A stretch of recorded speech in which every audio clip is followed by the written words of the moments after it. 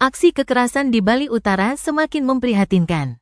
Kali ini, 5 pemuda asal Buleleng menjadi korban pengeroyokan brutal di kawasan wisata Lovina, Jalan Raya Singaraja Seririt. Para korban yang tengah menikmati malam mereka tak menyangka akan berakhir di rumah sakit dengan luka-luka parah. Hingga kini, para pelaku masih menjadi misteri yang terus diburu oleh pihak kepolisian. Insiden mengerikan ini terjadi pada Minggu dini hari, tanggal 25 Agustus tahun 2024, tepat pukul 2 WITA.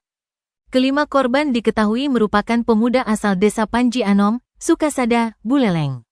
Peristiwa tragis ini bermula ketika kelima pemuda tersebut selesai menikmati minuman di warung Kamyu, kawasan Pantai Penimbangan. Setelah itu, mereka memutuskan untuk melanjutkan malam mereka di kawasan Lovina dengan mengendarai 3 sepeda motor berbeda. Namun, di tengah perjalanan, ketenangan mereka berubah menjadi mimpi buruk. Salah satu korban tiba-tiba diserempet oleh orang tak dikenal. Melihat temannya dalam bahaya, salah satu korban pun berusaha mengejar pelaku hingga ke Simpang 5 Lovina. Saat itulah mereka dihadang oleh 2 pria tak dikenal, diikuti oleh sekelompok pria lain yang langsung melancarkan aksi pengeroyokan.